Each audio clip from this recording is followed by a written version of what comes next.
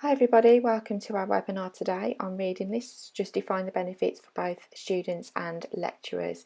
We know that this is an area that a lot of you are interested in, and we are delighted to introduce Dr Luke Devine from the University of Worcester to talk through the success of a particular list. This was actually introduced to us by Luke's colleague Ali Taylor, a liaison librarian at the University of Worcester. So without further ado, I'd just like to introduce Luke. Okay, thank you, Emma. Do stop me if there's any issues with hearing me correctly. So I just wanted to talk today about the benefits of the reading lists to both students and to lecturers. So the first thing to say is that there isn't really any single model or optimum model that I can offer. Really, it's very specific to the lecturer who is designing the module resource list. So really, I'm just trying to demonstrate the success of one reading list, or at Worcester we call them module resource lists, which is my Sociology 3110 module resource list.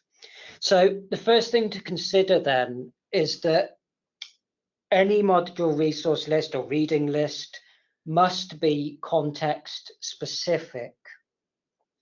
So the things that we need to consider are who the lecturer is, what kind of teaching style, methods, etc. are associated with that lecturer, the makeup of the cohort, so the students who are doing the particular module, the topic that's being taught, the learning objectives of the module, and in the end, the summative assessments, so the final assessments that the students will undertake. All of this needs to be taken into account when preparing a module resource list or reading list. That's why everyone will probably look very different. The next important thing to consider is in the education system or higher education currently. So we need to make a distinction between those students who want to learn, so those who are here because they have a specific interest in the topic, and then those students who need to learn. So those students who are perhaps here for different reasons and perhaps have the end goal of a qualification in mind rather than a desire to learn necessarily about the topic. So according to race, if people want to learn, all is well. Unfortunately, the want isn't always there. So that's something that you need to take into account when preparing any kind of reading list. It's got to account for students who are there out of sheer desire to learn and students who are there more because they want the qualification at the end of it, the end game. So the purpose for any reading list is to account for those students, both of those students, those who want to learn and those who need to learn. So this means accounting for the fact that some students might be disengaged, might lack interest in the topic, might not be able to attend taught sessions, might also have work commitments. So this is something that needs to be taken into account. We need to think about appealing to a diverse range of students. The other thing to take into account is it can't just be a list. It has to go well beyond the mere kind of delivery of content. So we're trying to think about how any reading list or e-resource can encourage deep and meaningful learning experiences. So the E in e-learning, Garrison says, must stand for something more than just electronic. It's got to be about extending and enhancing the learning experience for students. It cannot be a mere repository or lengthy list. It needs to have a purpose, and the students need to be very much aware of that. In terms of my own perspective, there's also the necessity of ensuring that the students who engage on the resource list or reading list are aware that the lecturer's presence is in this reading list, so that they actually feel like the lecturer is paying some attention to them, and that their participation is worthwhile, valid, and that the lecturer is very much aware of it and engaged likewise. So the ultimate aim, really, then, it's not about trying necessarily to spoon feed anybody. We want to make students into independent learners. We don't want them just to go on the reading list and simply click for a resource. It's not, should never be that simple. We're trying to create independent learners.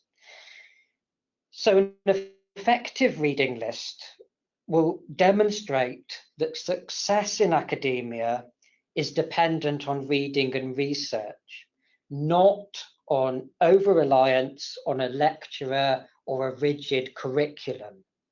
So it has to be very clear from the outset that success in whatever academic discipline it is very much based on the ability to conduct reading, research independently, and moreover, a wide, diverse range of reading and research. So the questions I'm going to carry on exploring then. How is it possible to design a reading list that ensures access for a range of very diverse learners? That's the key thing. We're trying to kind of have a catch-all that will appeal to all learners, however engaged, disengaged, whatever their particular strengths or weaknesses might be. We also want to encourage deep learning. It's no use having a surface approach to learning. We need to ensure that all the students that come onto the module resource list or reading list are very able to engage in deep processing, deep learning. We also need to be clear that the lecturer's personality is there at all times. The lecturer's involvement needs to be there. The presence of the lecturer needs to be there at all times. We also need to find a way of ensuring that students learn independently rather than just simply following basic instructions. And of course, at the end of the day, we need to find a way, if we're going to have a reading list of some kind, we need to ensure that students can still demonstrate independent judgment in their final summative assessments. This is integral, obviously, for the highest of grades.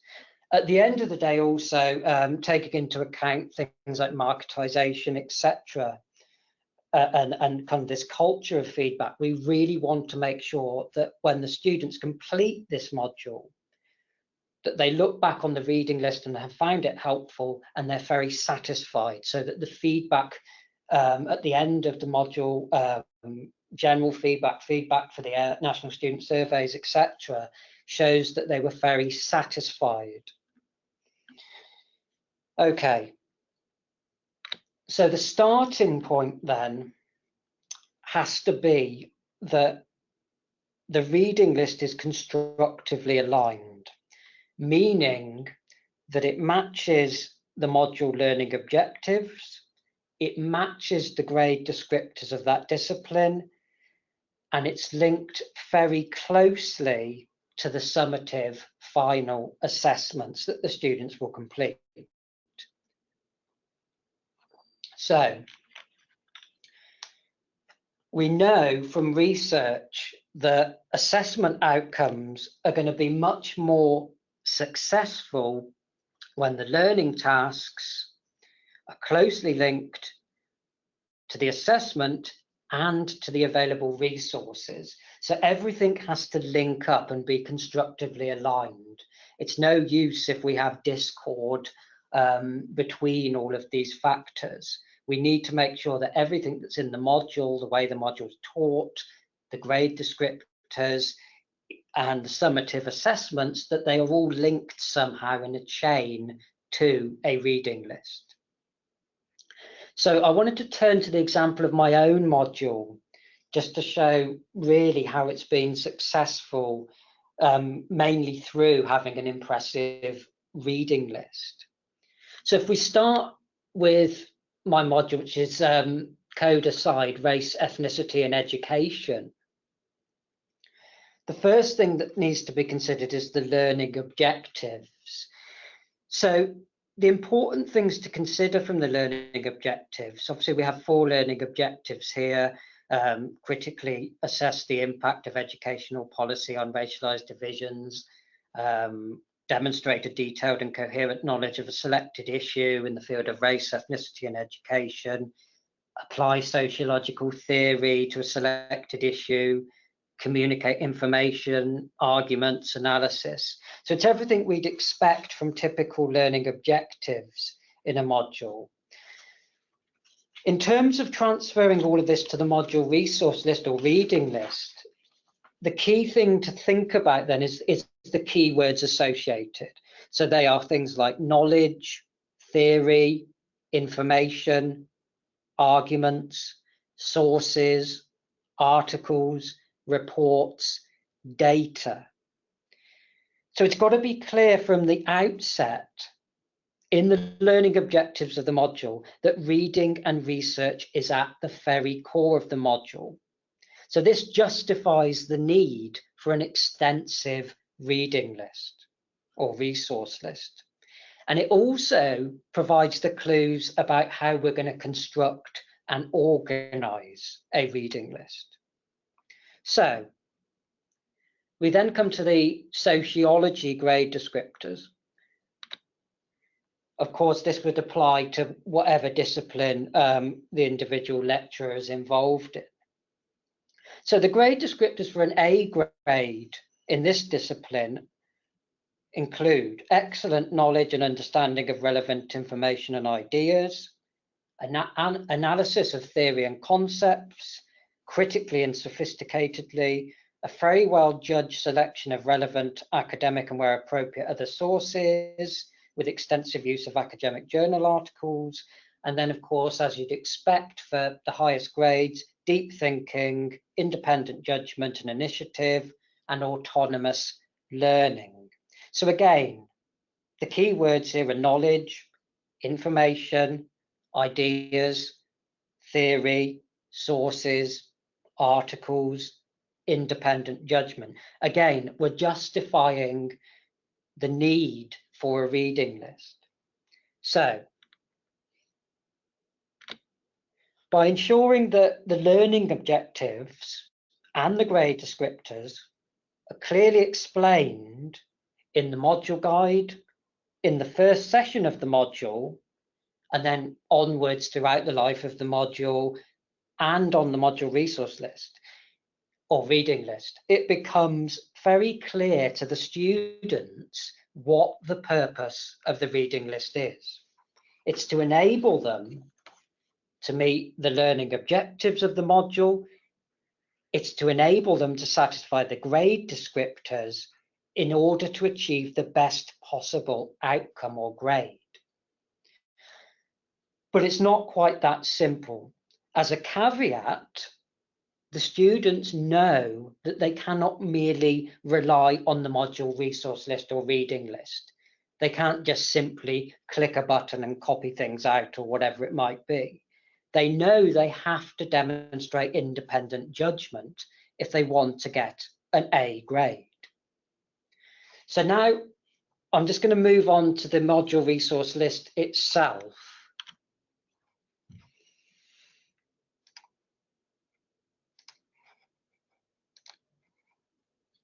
So if we come onto the module resource list, Sociology 3110 module resource list, immediately you can see my own kind of personality has been interjected here. So it instantly becomes obviously the hottest sociological venue in town.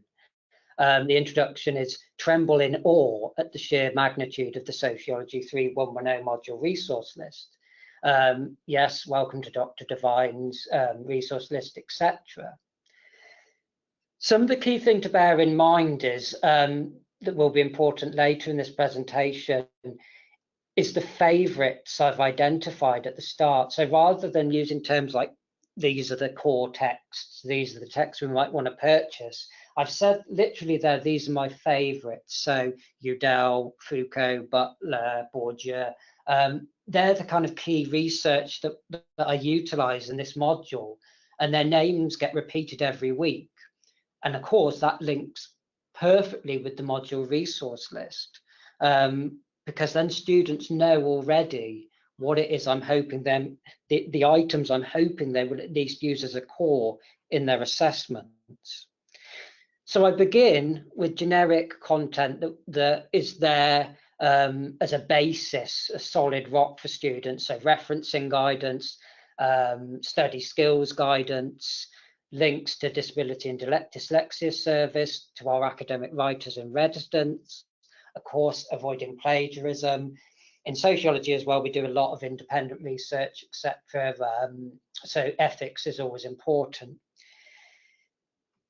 So then we come to the introductory reading. So I like to make it clear from the start where we're at, what the key readings are, and before the module begins, if you want to get a flavour, this is where you go.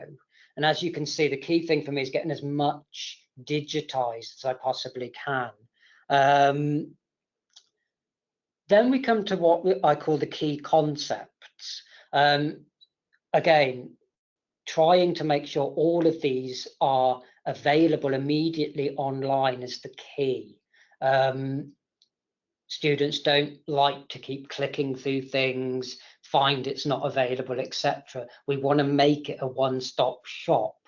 So we go through all of the key themes that are utilised in the module: doxa, anti-identity. We keep going down: white supremacy, abjection, surveillance, post-structuralism, postmodernism, assemblage, racialization.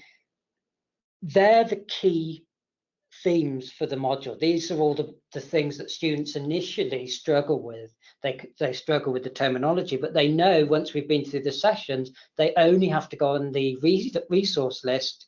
They know where to go. Everything is there at their fingertips. We then come to the next most important thing, which is the assignment guidance, which includes the grade descriptors and the learning objectives. So the first assignment for this module was an essay. We've there got the learning objectives of the module. So students are very clear immediately. Then we have my own kind of tailored assignment guidance, which I often say is mandatory as a kind of catch-all to make sure students know exactly what is required. Then I have my list of questions. Then I have my assignment 2 guidance, the list of questions, again, the learning outcomes being assessed. It's important with these to be repetitive, keep repeating it so the students are always clear about what it is that is expected of them. And then again, my own tailored guidance, a checklist. And then again, so we're always absolutely clear to the students, we have our grade descriptors, the general grade descriptors that are used in this discipline. And then as we come down, we have a big section on sociology and education in general. And then if you've got the strength to persevere down below, then we come to the education system in general. Again, we're just looking for the generic texts on the topic and just general stuff. And then again, if you've got the perseverance to keep going, see, it's a very long reading list. I don't think anyone can say it isn't. We carry on, and sooner or later, we will come to the individual sections, which are all linked to the topics in hand. So we first come to the data section, which is used in every single session on this module. all the GCSE data, Key Stage 1, 2, 3, 4. The students are expected to use data in absolutely each of their assignments, and we cover it in every session. Then we have statistical data in general. Now we become more specific and related to the sessions of Sociology 3110. So we have a session that looks at the educational attainment and experiences of Black, Caribbean and African pupils. So I include here all of the key research. Then we come down to the experience of white pupils, which again is a clumsy and nuanced term, but these are the terms we use and we pick apart in the module.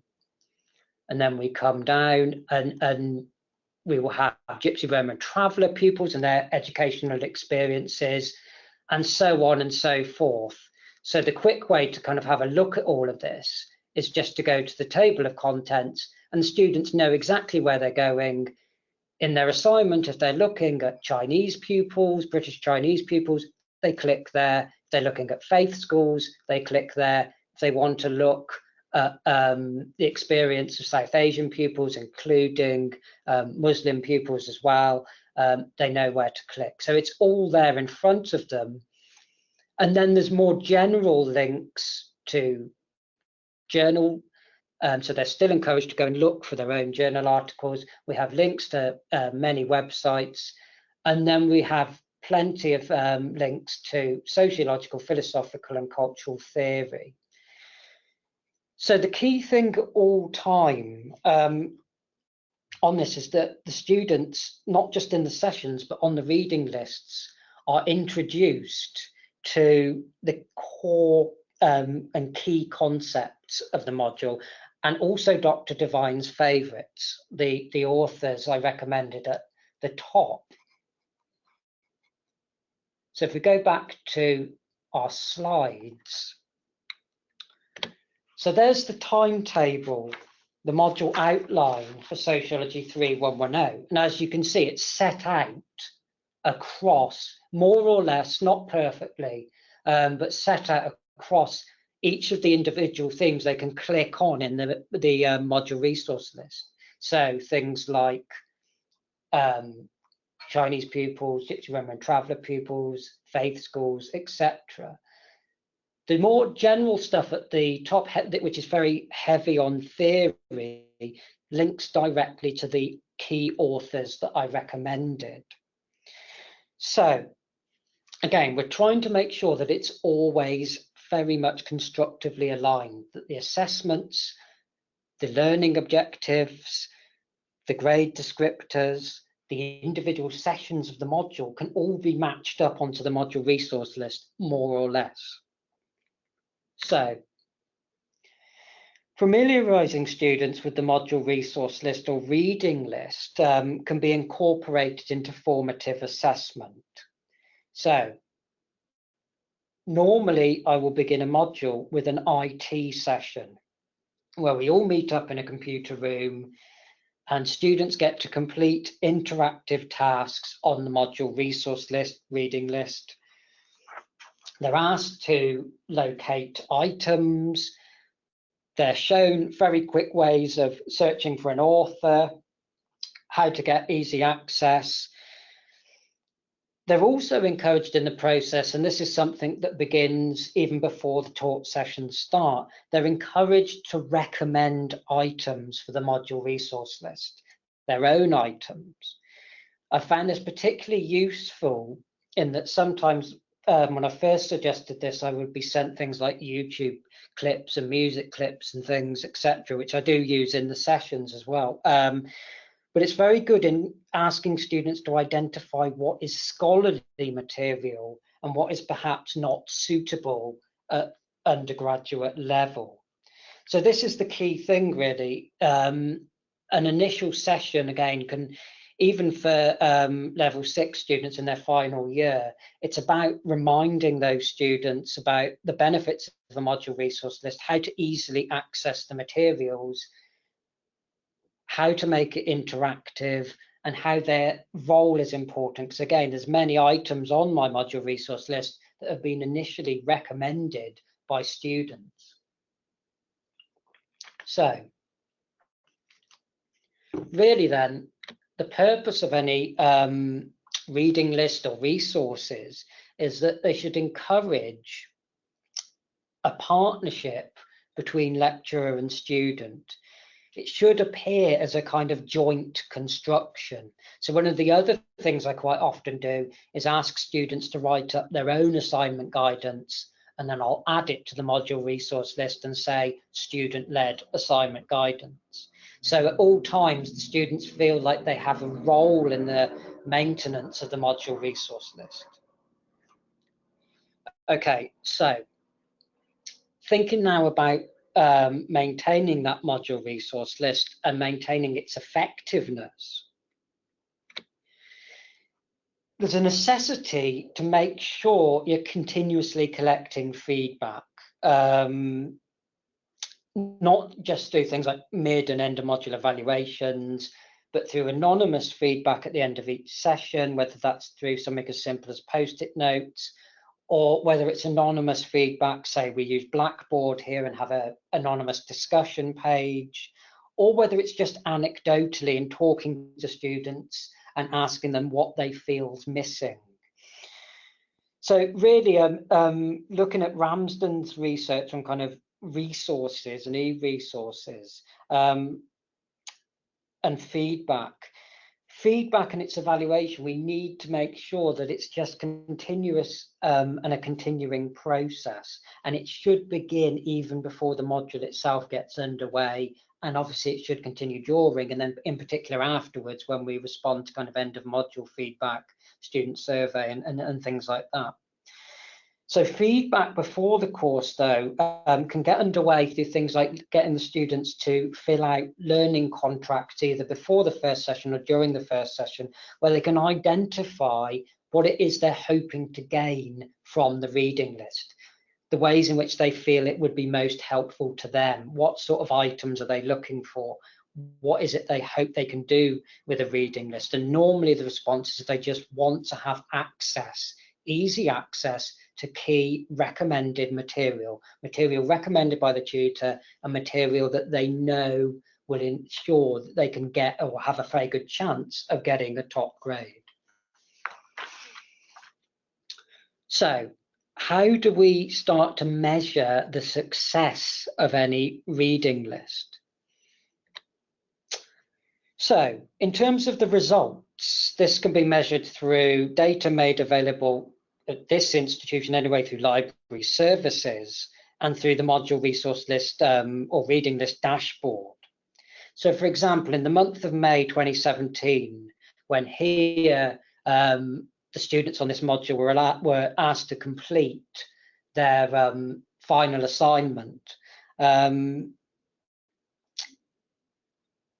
in May 2017, then, Sociology 3-110 was the most popular module resource list at the university. Overall, for the semester, the module resource list received 2,229 views, over 1,000 clicks, and 44 annotations. And this is from a cohort of 41 students. So at least in terms of University of Worcester, this clearly shows that plenty of students are engaging with the module resource list. But we can still take this further, much further, to kind of measure the success of the reading list. So in terms of summative assessments, no students failed this module. And overall, 71% of them achieved either an A grade or a B grade, so a first or 2-1. We also had seven students got C and 4 students got D, and 1 student was still mitigating circumstances. But in terms of University of Worcester context and the context of sociology as a discipline at this institution, 7 A grades and 22 B grades is pretty much top notch. But again, we want to think, though, that makes me happy in particular, and those students who've got good grades will all be very happy. But we still want to take the analysis further. So at the end of module evaluation, 100% of students said they were satisfied with the quality of this module. So that was extremely pleasing, that there was no dissenting voices. While 95% agreed that the learning resources, e.g. library and IT resources and course-specific facilities, such as the reading list, have supported my learning well. So this was based on 39 responses out of 41 students. So again, the success is pretty clear. 100% of students satisfied with the module, 95% agreed that the resources available were almost perfect. So in terms of general student feedback, as in what they wrote up at the end of module evaluation about the resource list, was as follows. So resource list, quality, helpful resource list, extensive module resource list was helpful, great resource list, lots of resources available, quality of the literature, range of sources, resource list so helpful, reading list very helpful, and extent of resources available very helpful. So the key theme is that students are continuously saying that the module resource list was helpful. And when they say that, they always say that in relation to the assessments, because at the end of the day, the key thing with any module for the students, no matter how much they enjoy the sessions or don't enjoy them, is just the end game, the result. So another way I was able to measure the success of the module goes back to the favourite authors that I recommended on the reading list and speak about in almost every session of the module. So I could only do this with the first assignment, which was submitted online. So I checked through to see the recommended author of the module was Deborah Udell. And I found that in the first assignment, 38 of 41 students used one or more of her texts. So it's very clear that nearly all the students were aware and utilised the core author and her readings on the topic.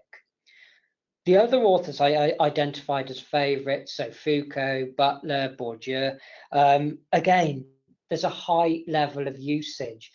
But most pleasing to me, as I always tell the students about Deborah Udell being my favourite author for this module, is to see that nearly all of them used it. Another way of measuring the success of this Sociology 3110 module resource list is the fact that since I began teaching the module, every year the cohorts have got bigger and bigger as the reputation of the module and its module resource list has improved. So it went from a cohort of 17 to 31 to 41. It's always been going up significantly. So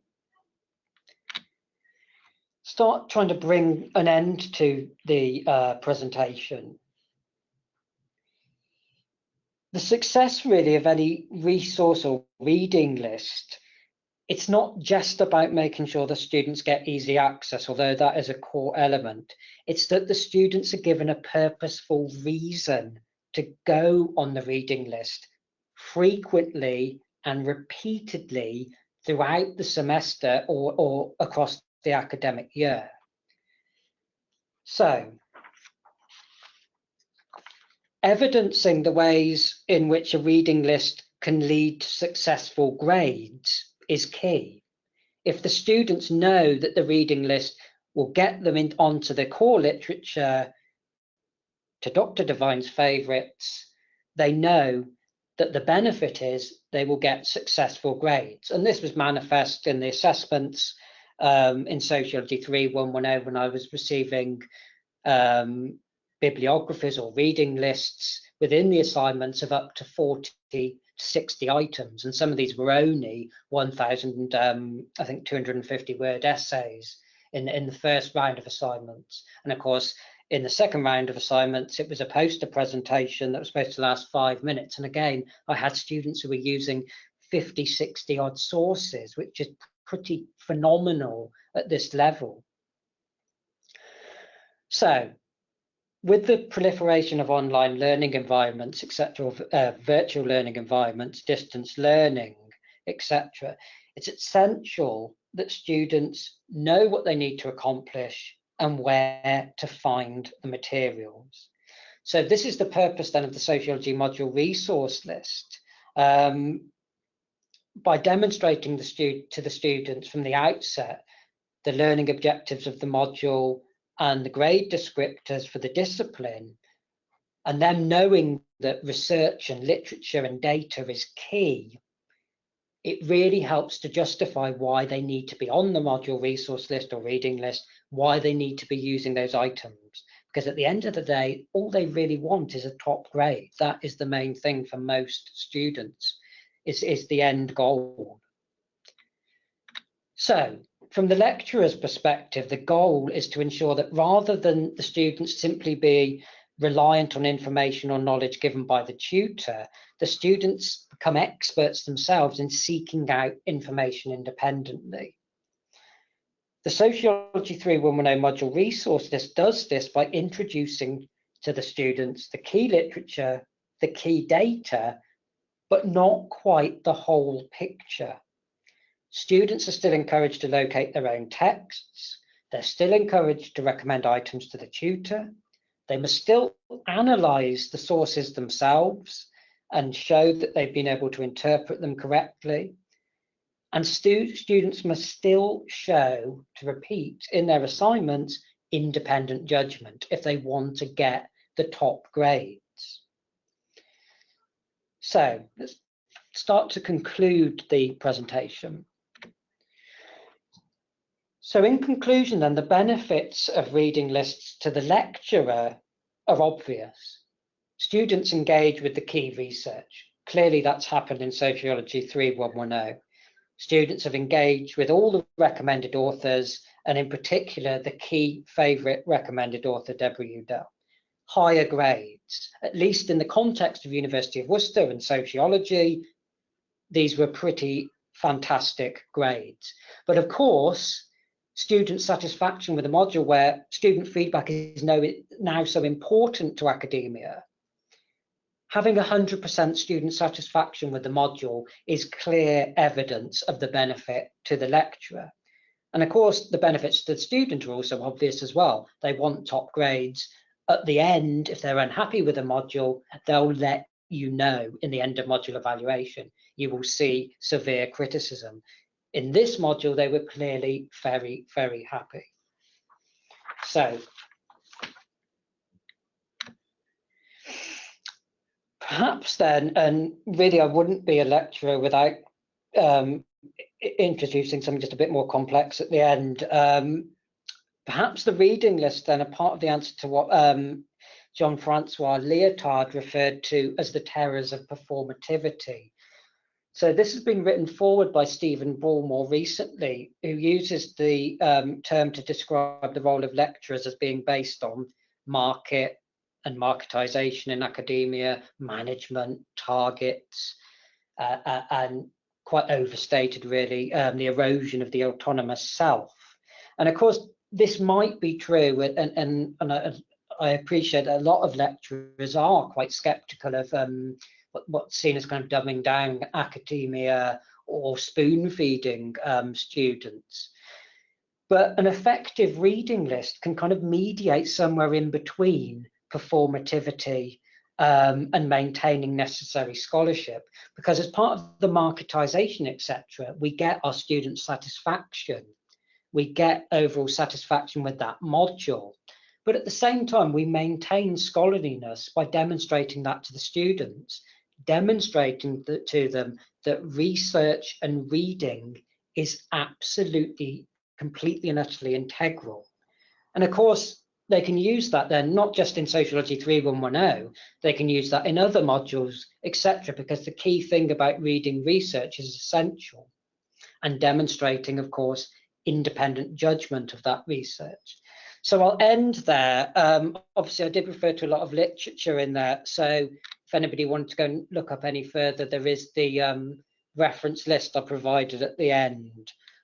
So really, that's all I've got to say, and just to pass back to Emma. Thank you, Luke. That presentation was absolutely fascinating. on behalf of the community and Talis, it's just been so great to be able to hear an academic lecturer's perspective on using reading lists and module resource lists. I'm sure that there may be a few questions from those that are listening to the webinar. So if you do have any questions for Luke, please have a consideration and put it in the question box now. Just while you're having a think there, Luke, just a question that I've got for you really. Do you have any tips for libraries in being able to increase the academic ownership of lists? As in getting lecturers to be more engaged with some of these lists. Is that what you mean? Yeah. I think really it's about emphasising the way it can increase student engagement, as I said in the presentation, student engagement with the core research. This is something that in the past could often be quite difficult, that you'd recommend texts and students, if they didn't read the module guide carefully and its bibliography, would maybe miss the point, or if they missed a key session. So the benefit of having a reading list is we know from the outset in the introduction who the key authors are, even if that student didn't attend. But probably the key thing in the current climate is that we want to ensure student satisfaction. That has long-term benefits as well. And it's just very clear that if students like the reading list, they've got far higher chance of doing well. They'll get higher grades. They're far more likely to be happy. And if they feel that the lecturer is really there saying to them, look, I've provided all these resources for you, I've told you the recommended text, then there's no way they can critique the lecturer.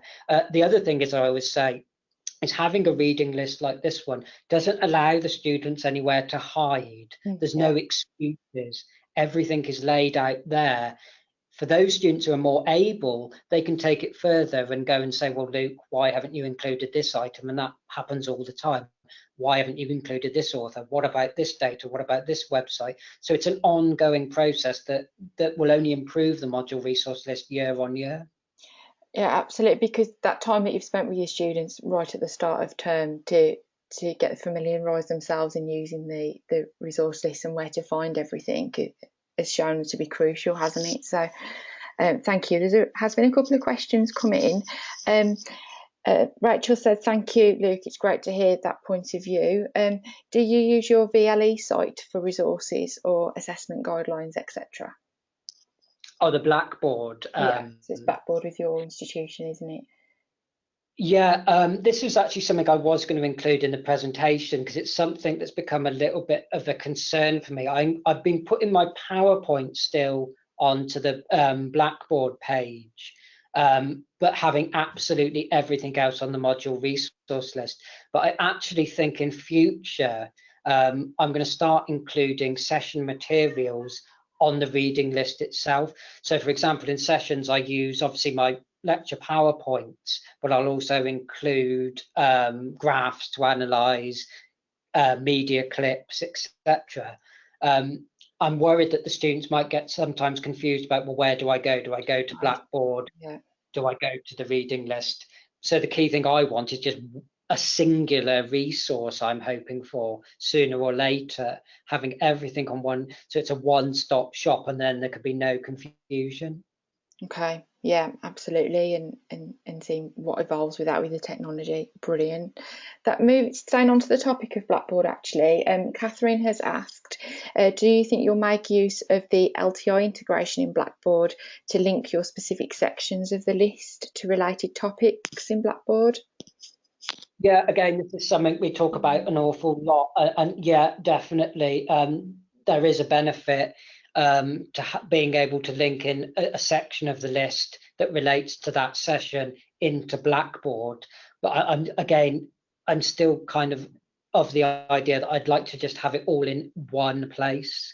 I'm still worried that some students will go to Blackboard, some will go to the reading list, and in some disciplines as well, there might be things like Facebook or Twitter pages. I get concerned that we're going to have all this information, and students might think, well, which one do I directly go to?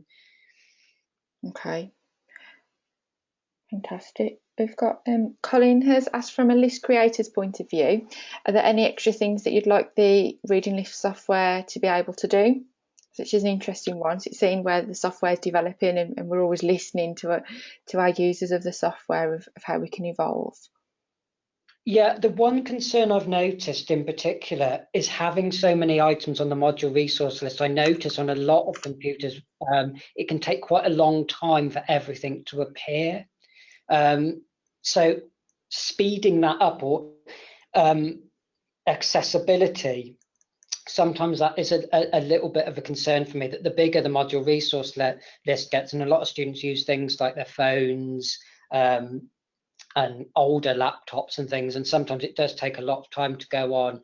But again, I think also there's wanted to start thinking about making module resource lists a bit more interactive. I don't know whether there's anything in terms of possibly discussion board type facilities or things that we associate with Blackboard, perhaps, that can be assimilated gradually onto the module resource lists. But another concern I had is in terms of just aesthetics. I like the idea of being able to get more pictures into the module resources, but quite often the formatting when you paste things in is lost, and that can be quite problematic. I have had a lot of issues with that.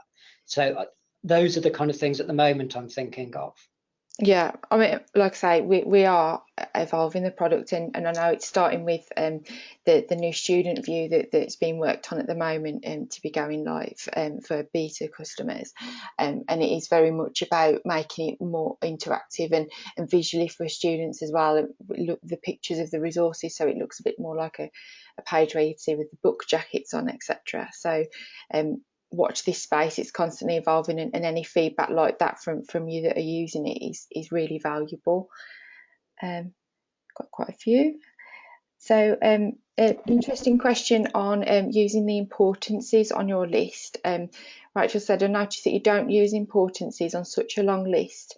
Do you have feedback from the students who might need clearer signposting? Does that go back to what you were saying about speaking to your students from the outset? Yeah, I mean, I've actually found I don't like having the markers on it, whether it's further reading or essential reading or needs to be purchased. I don't like doing that because I know a lot of students have found it a little bit confusing. And when you say further reading or essential reading, that will obviously depend on which assignment a student has chosen and which topic they've chosen. I've seen on other module resource lists at the university where everything becomes essential reading or everything becomes further reading. And I think having the tutor say from the outset, these are my favourite authors, these can be applied generically, then you will need to go to your specific topic. I prefer to do it that way. I'm not a fan of the further and essential. I know it appeals to some lecturers, it's just my preference.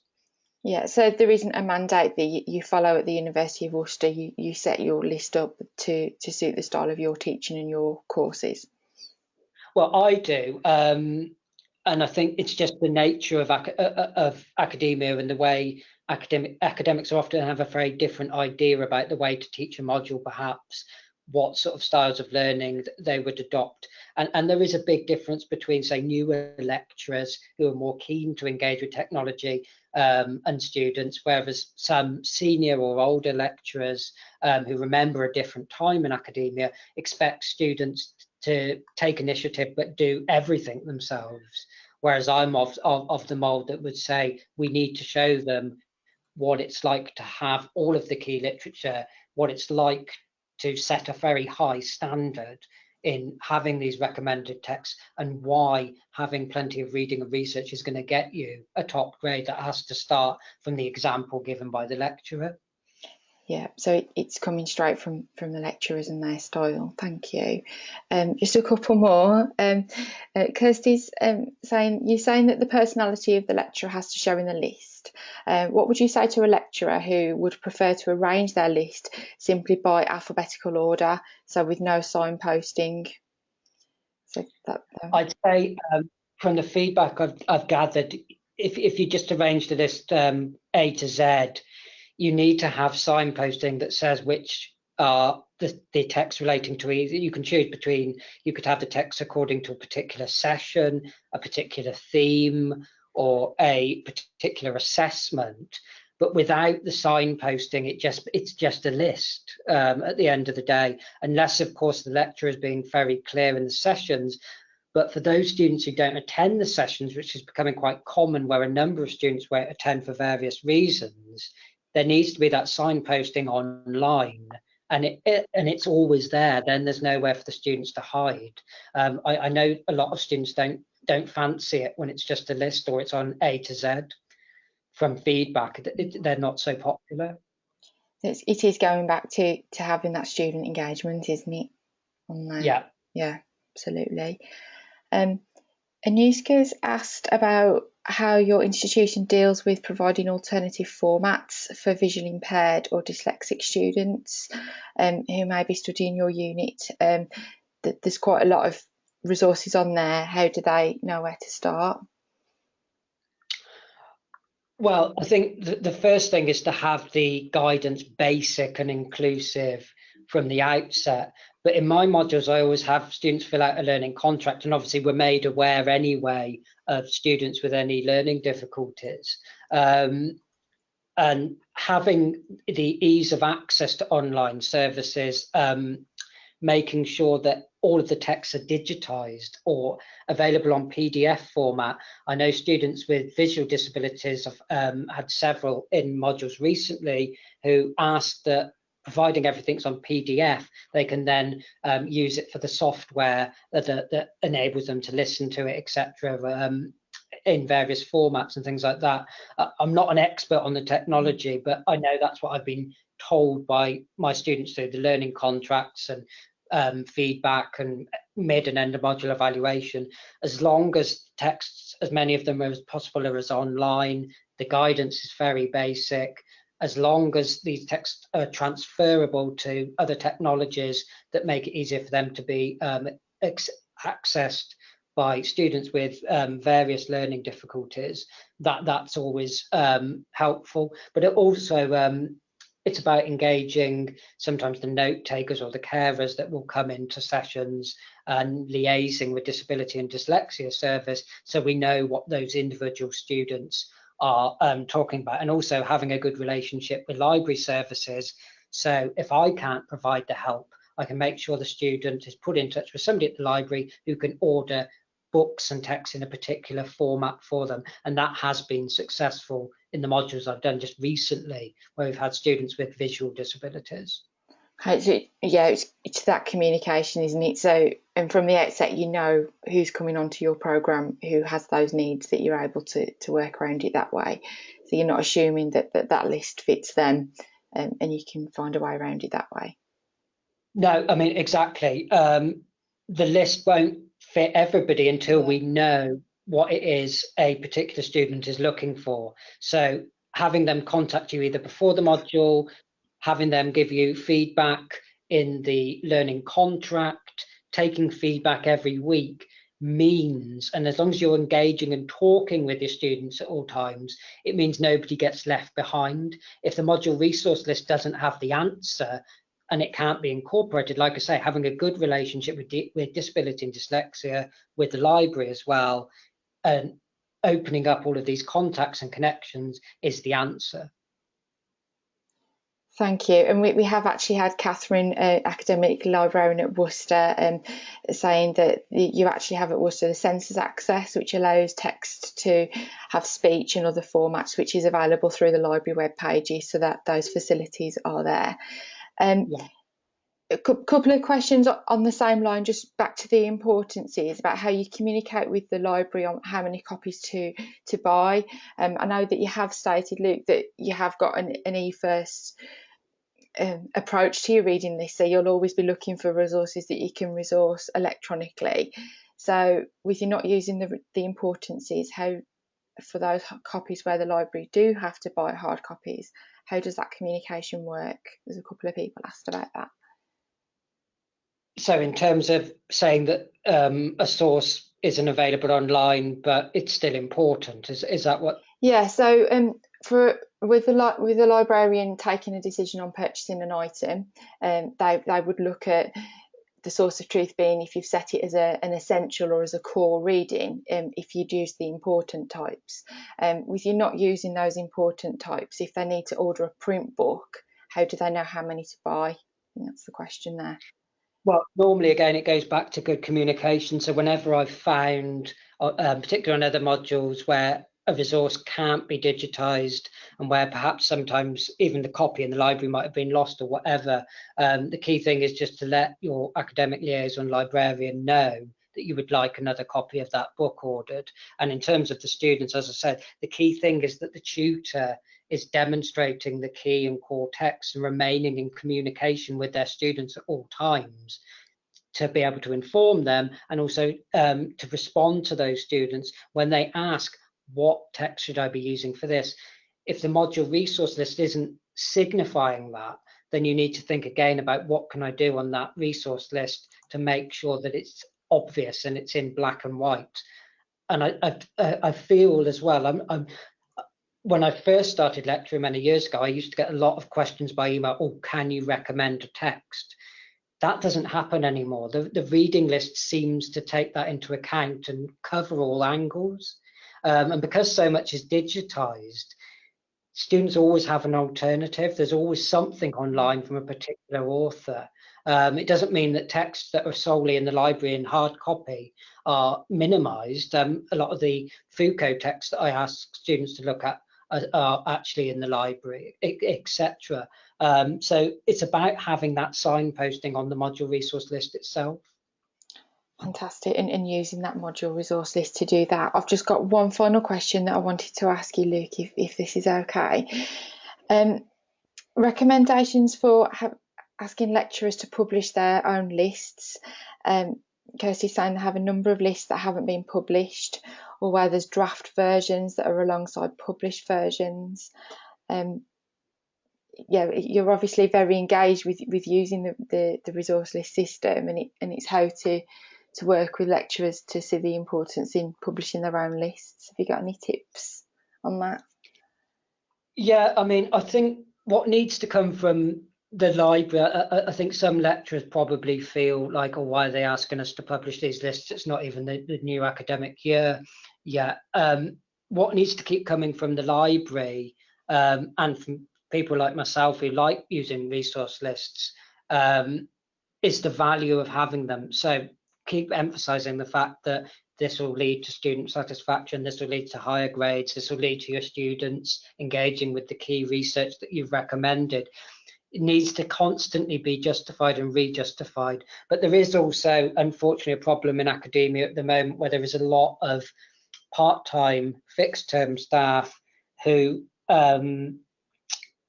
might have taken that module 1 year, and then there'll be a big gap in finding out whether they're on that module the following year. So in some cases, there might be literally no lecturer present to actually publish that list.